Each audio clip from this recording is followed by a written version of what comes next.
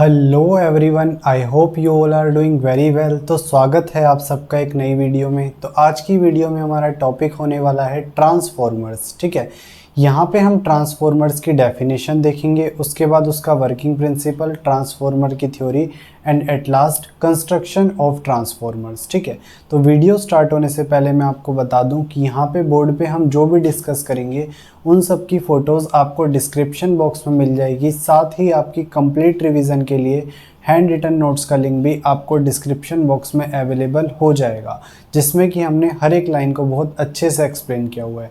तो अब बिना टाइम वेस्ट किए हुए चलते हैं अपनी वीडियो में।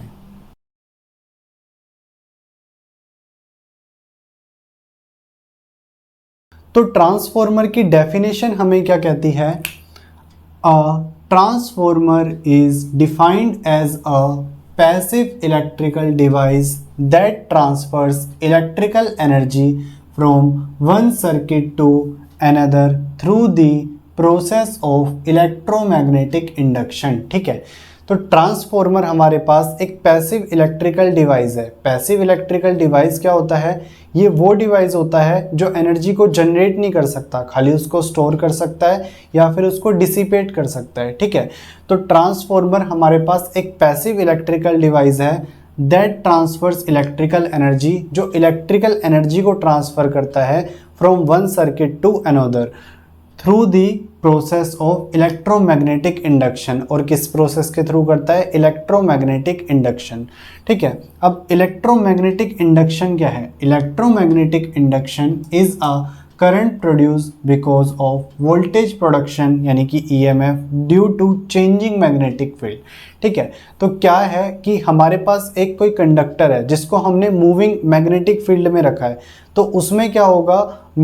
ईएमएफ प्रोड्यूस होगा। उस ईएमएफ प्रोड्यूस होने की वजह से कॉन्सिक्वेंटली क्या है? करंट प्रोड्यूस होगा। ठीक है, और उसी प्रोसेस को हम कहेंगे electromagnetic induction.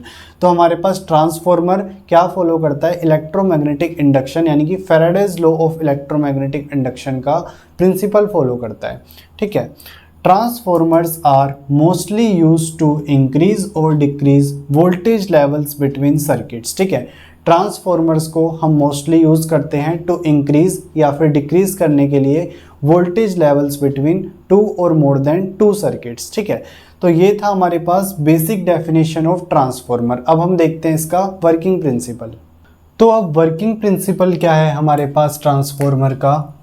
Mutual induction between two or more windings of different circuits allows for electrical energy to be transfer between the circuits. ठीक है, तो यहाँ पे ये क्या कह रहा है कि जो म्यूचुअल इंडक्शन होगा दो या दो से ज़्यादा वाइंडिंग्स का ऑफ डिफरेंट सर्किट्स, ठीक है, उसकी वजह से क्या होगा? इलेक्ट्रिकल एनर्जी ट्रांसफर होगी बिटवीन दैट सर्किट्स। ठीक है, यानी कि जो म्यूचुअल इंडक्शन है सर्किट्स की वाइंडिंग्स का, वो प्रोड्यूस कर रहा है electrical energy to be transfer from one circuit to another.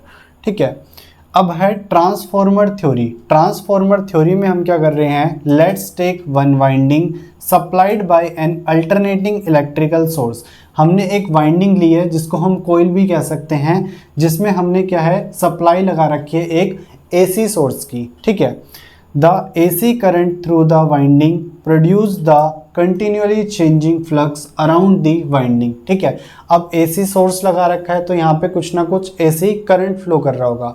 तो वो जो करंट फ्लो कर रहा है उसकी वजह से क्या होगा? ये जो वाइंडिंग है इसके अराउंड फ्लक्स मूव करने लग जाएगा, यानी कि जो चेंजिंग और अल्टरनेटिंग फ्लक्स है ये यहाँ पे प्रोड्यूस हो जाएगा। ठीक है, now we brought another winding close to this winding, some portion of the alternating flux will link with the second winding। ठीक है, अब हम क्या है? ये हमारे पास फर्स्ट वाइंडिंग थी, अब हम एक और वाइंडिंग इसके पास लाएंगे तो क्या होगा? जो कुछ पार्ट होगा, कुछ पोर्शन होगा जो हमारे पास अल्टरनेटिंग कंटिन्यूसली चेंजिंग फ्लक्स था, वो लिंक हो जाएगा किसके साथ? सेकंड वाइंडिंग के साथ, यानी कि जो इसका कुछ पार्ट है वो इसके साथ यहाँ पे लिंक हो जाएगा। यहाँ पे हम देख सकते हैं कि यहाँ पे भी फ्लक्स जनरेट हुआ है। किसकी वजह से हुआ है? म्यूचुअल इंडक्शन की वजह से, क्योंकि यहाँ का कुछ फ्लक्स यहाँ पे चला गया है।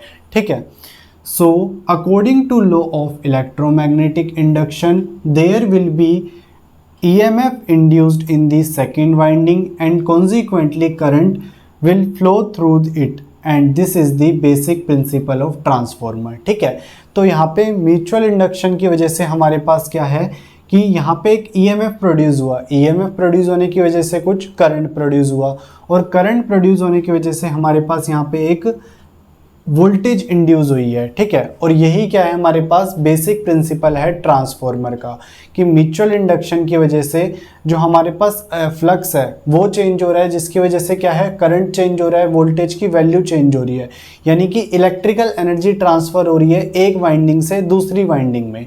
ठीक है, here the winding which receives electrical power from the source is known as primary winding, यानी कि ये वाइंडिंग जो कि एक अल्टरनेटिंग सोर्स से पावर रिसीव कर रही है उसको हम क्या कह रहे हैं, प्राइमरी वाइंडिंग। ठीक है, and the winding that gives the desired output voltage due to mutual induction is known as secondary winding, और जो वाइंडिंग हमें डिजायर्ड आउटपुट वोल्टेज दे रही है वो क्या है, सेकेंडरी वाइंडिंग, यानी कि ये है हमारे पास सेकेंडरी वाइंडिंग। ठीक है, तो ये थी हमारे पास ट्रांसफॉर्मर की कंप्लीट थ्योरी जहाँ पे हमने वर्किंग प्रिंसिपल को प्रूव किया है कि वर्किंग प्रिंसिपल हमें क्या कहता है, और वो क्या कहता है कि म्यूचुअल इंडक्शन की वजह से electrical energy, voltage, current, flux, ये सब क्या है इलेक्ट्रिकल एनर्जी तो है, तो ये सब ट्रांसफ़र होती हैं due to mutual induction and this is the basic principle of transformer. तो ये कुछ पॉइंट्स हैं हमारे पास जो कि ट्रांसफॉर्मर के आगे के कॉन्सेप्ट्स के लिए आपको याद रखना बहुत ज़रूरी है। ठीक है, इसमें सबसे पहला पॉइंट क्या है, a transformer that increases the voltage between the primary and secondary winding is known as step up transformer, यानी कि वो ट्रांसफॉर्मर जो वोल्टेज लेवल को बढ़ाएगा between the primary and secondary winding उसको हम कहेंगे स्टेप अप ट्रांसफॉर्मर। इंक्रीज कर रहा है तो क्या आया, स्टेप अप। ठीक है, and that decreases the voltage between the two windings is known as step down transformer. जो डिक्रीज करेगा voltage level between the primary and secondary winding उसको हम कहेंगे स्टेप डाउन ट्रांसफॉर्मर। ठीक है, whether the transformer increases or decreases the voltage will depend on relative number of turns between the primary and secondary winding of the transformer। ठीक है, अब कोई transformer voltage level को इंक्रीज करेगा या फिर डिक्रीज करेगा वो किस पे डिपेंड करेगा, number of turns of the primary and the secondary winding of the transformer. ठीक है, if the primary one has more number of turns then voltage will decrease। ठीक है, अगर हमारे पास प्राइमरी वाइंडिंग के पास ज़्यादा नंबर ऑफ टर्न्स हैं तो उसमें क्या है वोल्टेज डिक्रीज होगी। ठीक है, if the secondary one has more number of turns then voltage will increase। अगर सेकेंडरी वाइंडिंग के पास नंबर ऑफ टर्न्स ज़्यादा हैं तो वोल्टेज क्या करेगी, इंक्रीज करेगी। ठीक है, अब हम देखते हैं कंस्ट्रक्शन ऑफ ट्रांसफॉर्मर। तो ट्रांसफॉर्मर की कंस्ट्रक्शन में हमारे पास तीन मेन पार्ट्स आते हैं, एक primary winding, magnetic core and secondary winding. ठीक है, प्राइमरी वाइंडिंग यानी कि यहाँ पे जो है प्राइमरी वाइंडिंग क्या होता है, produces magnetic flux when connected to AC source. ठीक है, प्राइमरी वाइंडिंग को जब भी हम किसी एसी सोर्स से कनेक्ट करते हैं तो वो मैग्नेटिक फ्लक्स प्रोड्यूस करता है। ठीक है, magnetic core this produces a low reluctance path to the magnetic flux produced by primary winding. ये जो primary winding magnetic flux produce करती है वो किससे पास होता है, थ्रू कोर। कोर क्या करता है, इसको लो रिलक्टेंस पाथ प्रोवाइड करता है to the secondary winding. Low reluctance का मतलब क्या है कि जिसमें मैग्नेटिक फ्लक्स को रेजिस्टेंस कम हो, वो कम लीक हो। ठीक है, secondary winding produces desired output voltage due to mutual induction. Secondary winding जो है वो रिस्पॉन्सिबल होती है to produce desired output voltage जो कि म्यूचुअल इंडक्शन की वजह से आती है बिटवीन दी 2 वाइंडिंग्स, ठीक है। तो ये थी हमारे पास कंस्ट्रक्शन ऑफ ट्रांसफॉर्मर, ठीक है। तो आज की वीडियो में इतना ही, मिलते हैं आपसे नेक्स्ट वीडियो में। Till then peace out, thank you.